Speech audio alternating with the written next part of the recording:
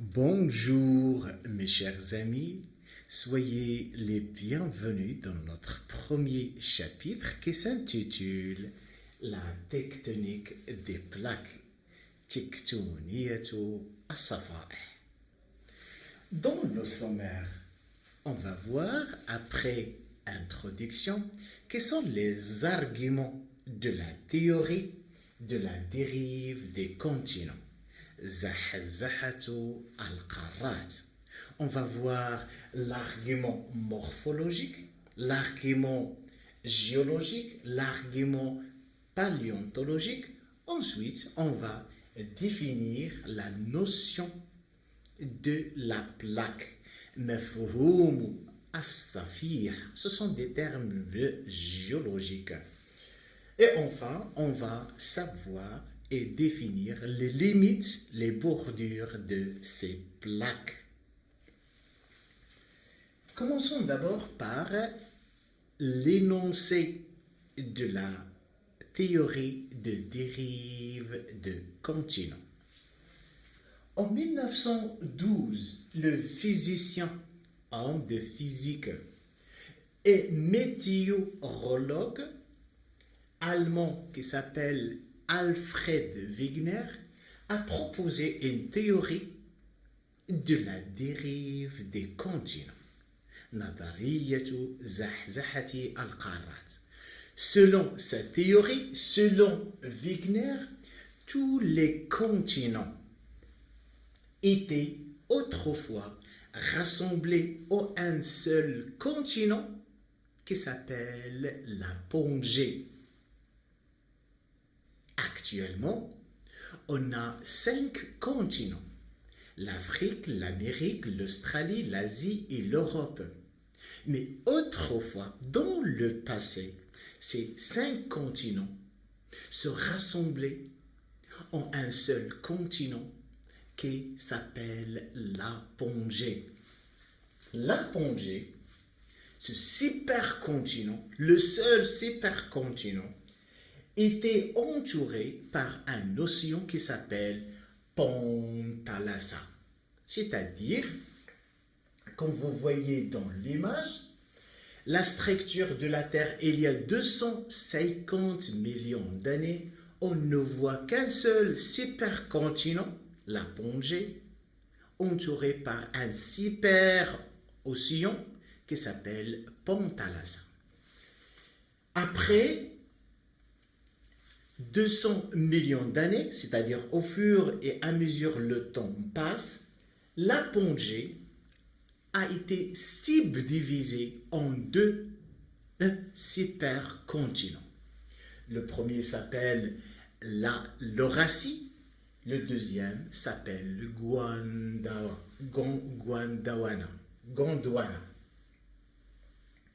Donc, on parle d'une dérive des continents. Actuellement, on a 5 continents. Autrefois, il y a un seul continent. Donc, il y a une sorte de séparation de cette Pangée avec le temps en 5 continents. On parle de la mobilité des continents. On parle de harakiyatul qarrat ou bien la dérive des continents. Selon la théorie de Wegener, l'écorce terrestre, al-qishratul ardiya, ça serait brisé, tafarraqat, aurait dérivé pour former les continents que nous connaissons d'aujourd'hui, c'est-à-dire les 5 continents. Pour plus de détails, je vous laisse par une petite capsule qui explique cette théorie, la théorie de la dérive des continents. Quand les géographes ont commencé à établir les cartes de l'Amérique après les voyages de Christophe Colomb, ils se sont rendus compte que l'Amérique du Sud s'emboîtait drôlement bien avec l'Afrique, comme 2 pièces d'un puzzle. Était-il possible que ces continents aient été un jour réunis? Eh bien oui, les scientifiques savent maintenant que les continents ont bougé et continuent de bouger. On parle de la dérive des continents. Voilà 250 millions d'années, tous les continents ne formaient qu'un seul bloc, la Pangée.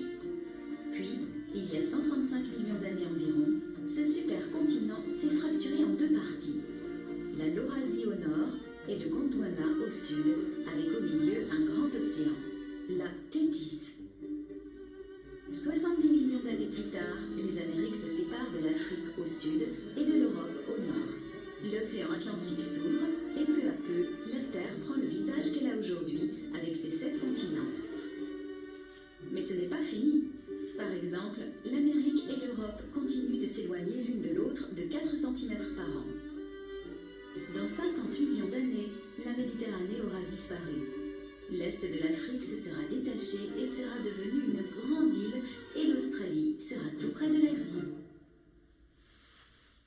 C'est la dérive des continents. Alors, c'est une théorie qui nécessite une sorte de confirmation ou bien justification. Dans ce cas, Wigner avançait des preuves pour appuyer, pour confirmer, pour justifier sa théorie, c'est-à-dire la théorie de la dérive du continent. La question qui se pose, quels sont les arguments menés par Wigner et quels sont les moyens modernes qui renforcent sa théorie, la théorie de la dérive des continents.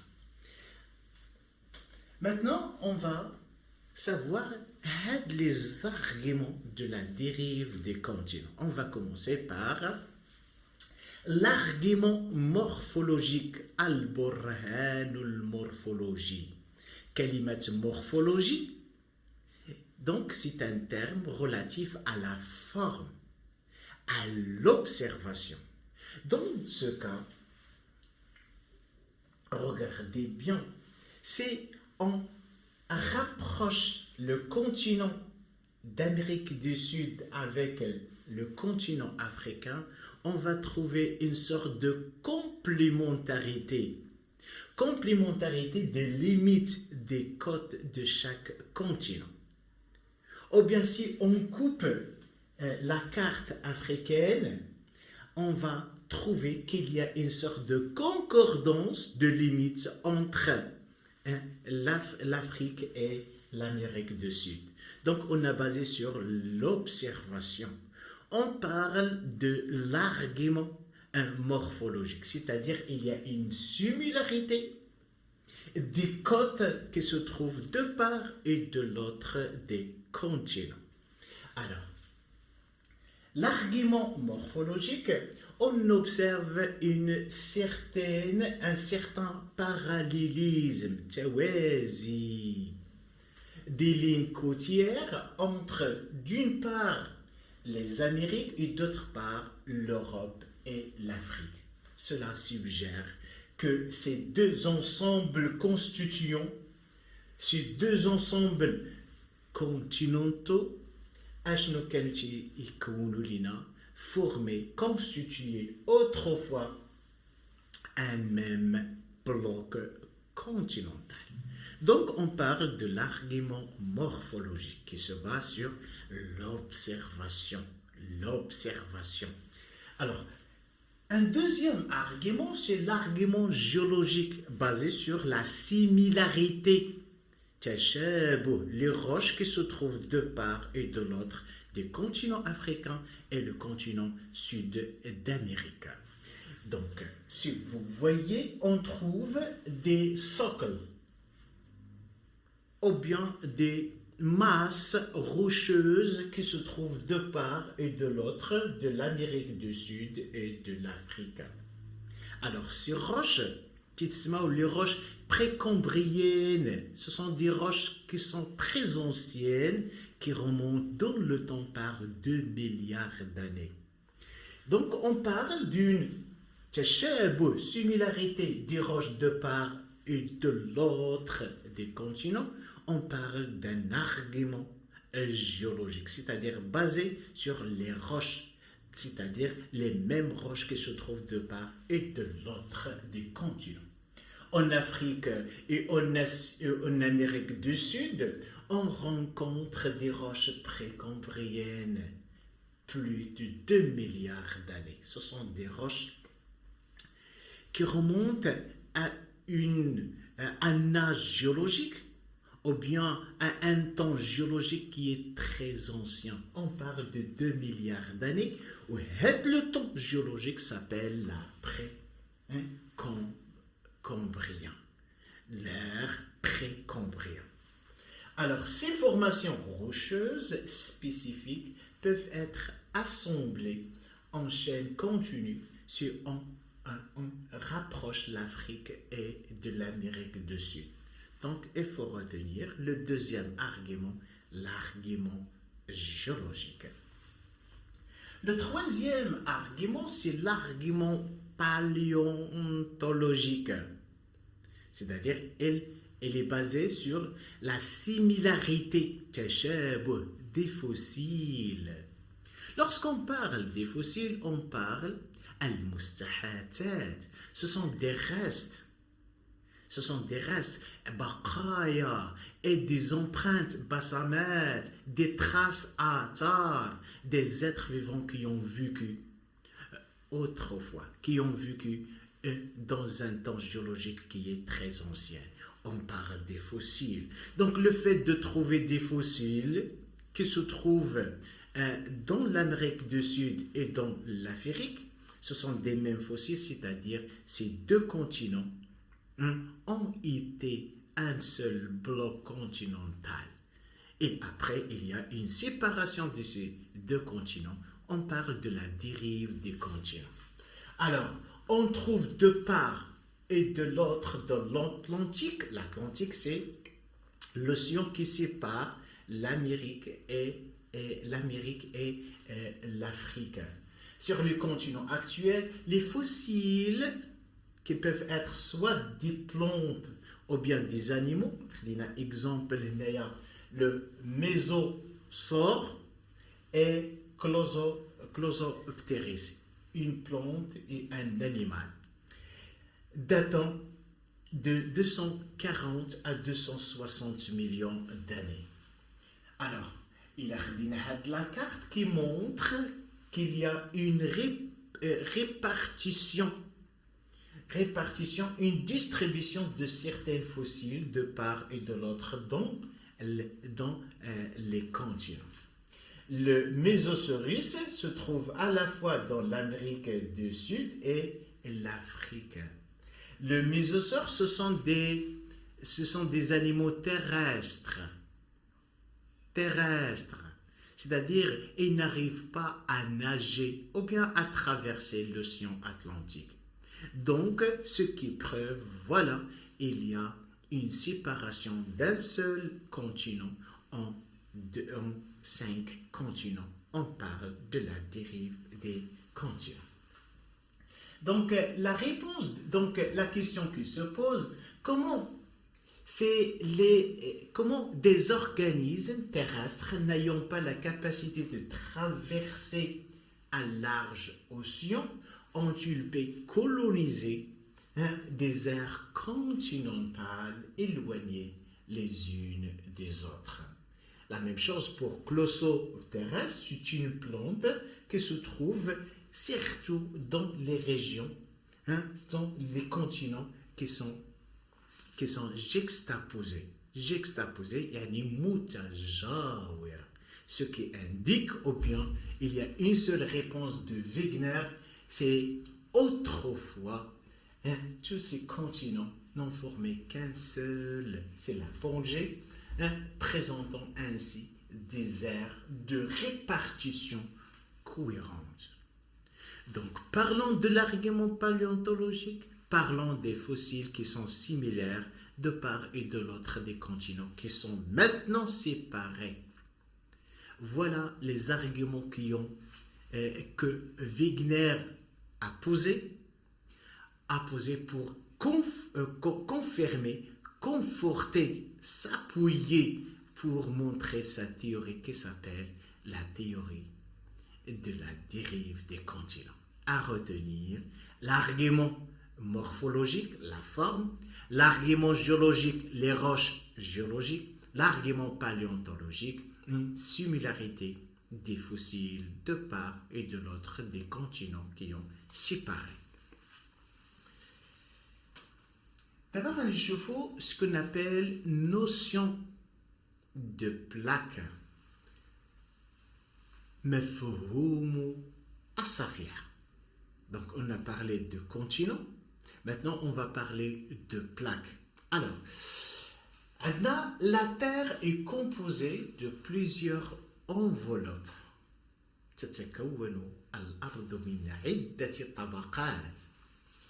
Ce qui se situe le plus à l'extérieur s'appelle la croûte.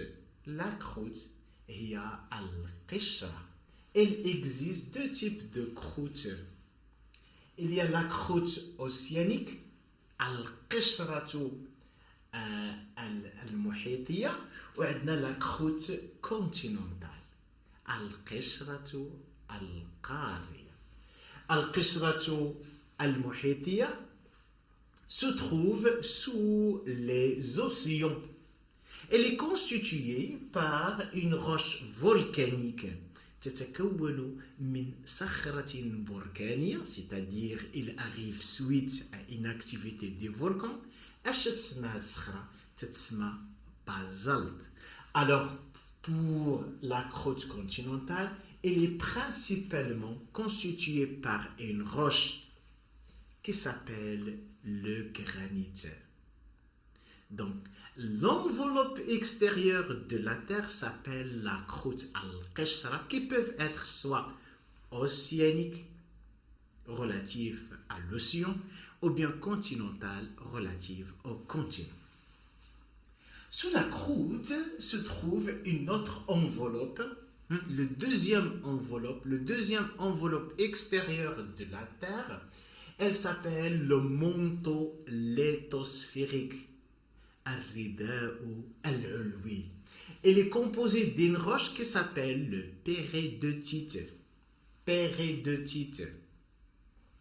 Alors, la structure de la Terre, ou bien les enveloppes de la Terre. Donc, de l'extérieur à l'intérieur, on trouve la lithosphère, qui est composée à la fois par la croûte et une partie supérieure des manteaux.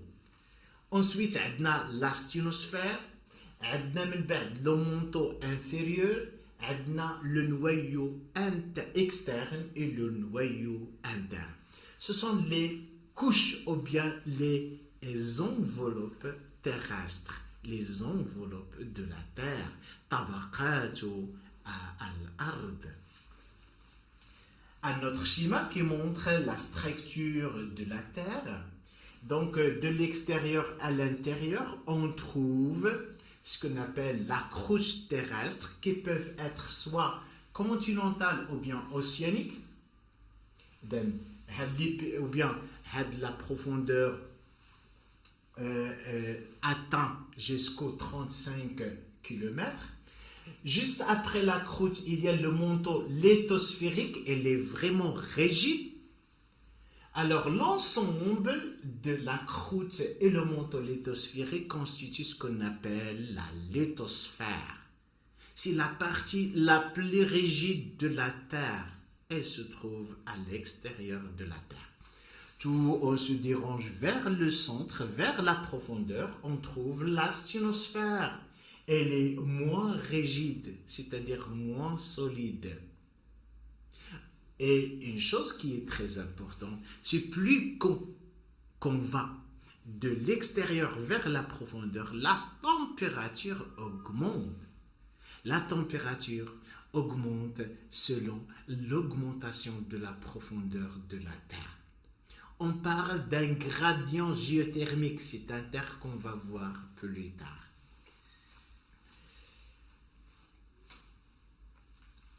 Alors,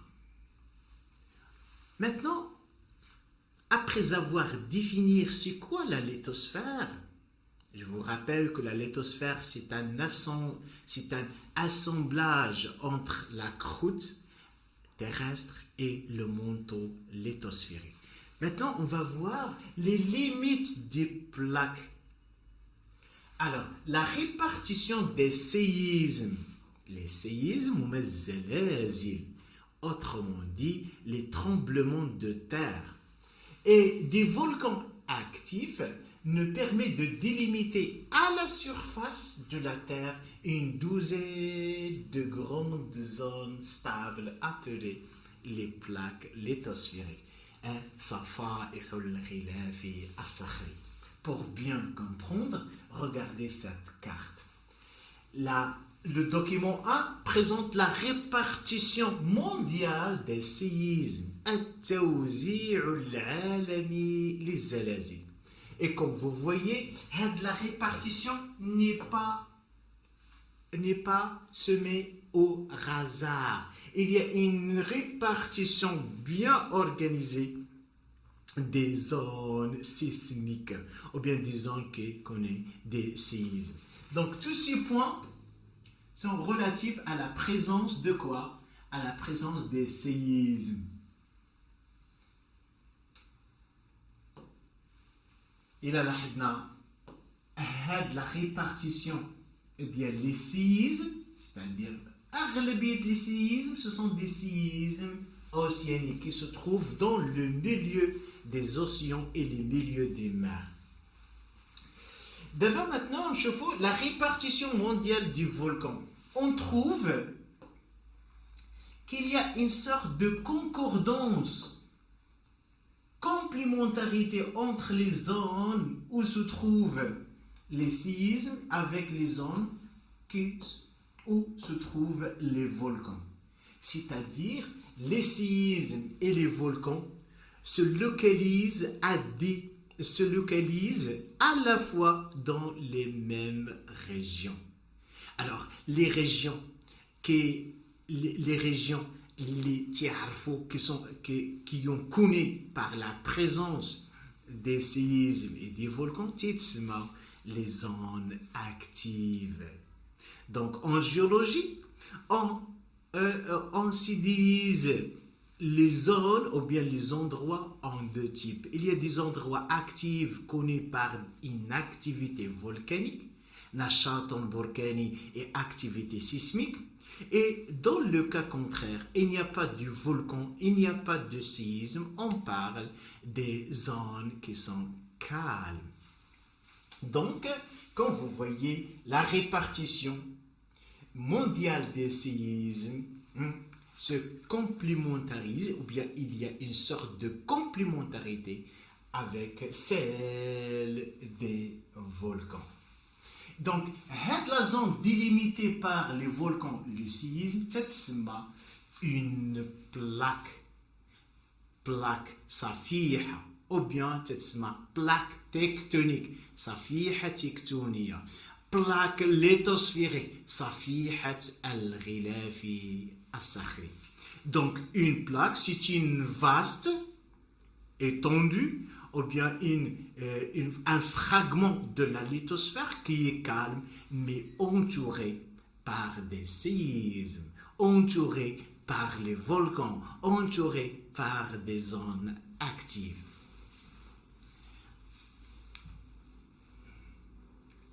Alors, ces plaques sont limitées par des zones géographiquement actives. Si on superpose ces deux cartes de répartition de séismes et des volcans actifs sur la Terre, on observe qu'elles sont réparties de la même façon aux mêmes endroits. Donc, l'écorce terrestre est subdivisée en 12 plaques indépendantes et indéformables. هنا الصورة تتبين لنا les différentes plaques tectoniques de la Terre. Chaque couleur montre une plaque. Parmi les plaques, il y a la plaque pacifique, il y a la plaque la plus grande dans la Terre, il y a la plaque antarctique, il y a la plaque africaine. Donc, le nombre total de ces plaques, c'est 12. Donc, ce qu'il faut retenir, ces plaques, ce sont des fragments qui sont calmes, mais leurs limites se localisent des volcans et des séismes. Ce sont des fragments calmes, entourés, bordés par des zones actives. Alors, ces plaques bougent. Ces plaques qu'on voit dans la carte ne sont pas stables. Elles se mobilisent. Elles entrent dans un mouvement. Donc, il y a des plaques qui se convergent. Il y en a des plaques qui se dévergent. Il y a une sorte de mobilité des plaques, ou la mobilité des plaques, c'est la tectonique des plaques. Donc, ces plaques bougent, elles peuvent s'écarter, ou bien chevaucher, ou bien glisser les unes par rapport aux autres. C'est ce qu'on appelle la tectonique des plaques ou bien la dérive des continents. في الأول كنا تنتكلموا على la dérive des continents. Lorsqu'on parle de continent, on parle de la croûte terrestre. Maintenant, on parle de la tectonique des plaques, c'est-à-dire on a majoré le continent en lithosphère. Lithosphère, c'est-à-dire la croûte plus le manteau supérieur ou bien le manteau lithosphérique. La Terre est actuellement composée par 7 plaques principales. Ces plaques principales forment la majeure partie des continents et de l'océan Pacifique. Alors, les plaques qui sont géantes, la plaque africaine, la plaque antarctique, la plaque australienne, la plaque eurasiatique, c'est-à-dire qui assemble à la fois l'Europe et l'Asie, plaque nord-américaine, plaque pacifique et plaque sud-américaine. Ce sont les plaques géantes, qui occupent la majorité de la surface de la Terre. Il y a d'autres plaques qui ne sont pas principales, ce sont les plaques secondaires, sont également mentionnées, ce sont très petites et elles ne possèdent pas une superficie significative de terre émergée. Alors, plaque de Scotia, plaque de Philippines, de Nazca, de Juan Fuca, Cocos, Caraïbes et la plaque arabique. Regardez, la plaque arabique, c'est une plaque qui est minuscule. Plaque Scotia, plaque Nazca, ce sont des plaques qui sont de très petite taille, de très petite superficie. Les plaques tectoniques, on peut les subdiviser ou bien elles ont plusieurs appellations. Donc, on parle de plaques océaniques, on parle de plaques continentales, on parle de plaques continentales océaniques, selon la nature de la croûte terrestre. Si la croûte terrestre est totalement océanique, on parle d'une plaque océanique. Comme exemple, la plaque pacifique. Si la croûte de cette plaque est occupée par le continent et l'océan, une partie croûte continentale et une autre partie de croûte océanique, on parle d'une plaque continentale océanique comme la plaque africaine. Elle est constituée par le continent africain et l'océan Atlantique. La plaque continentale comme la plaque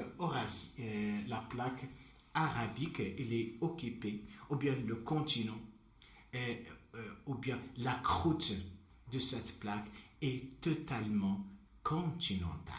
Donc, ce qu'il faut retenir, les plaques, ce sont des fragments terrestres composés par la lithosphère, composés de la croûte et le manteau lithosphérique, et sont rigides, et sont calmes, et sont entourés par des ondes actives. Combien des plaques on a? On a 12 plaques qui sont subdivisées en plaques océaniques, en plaques continentales, en plaques océano-continentales ou bien plaques continentales océaniques. Chers amis, merci de votre attention. À la prochaine.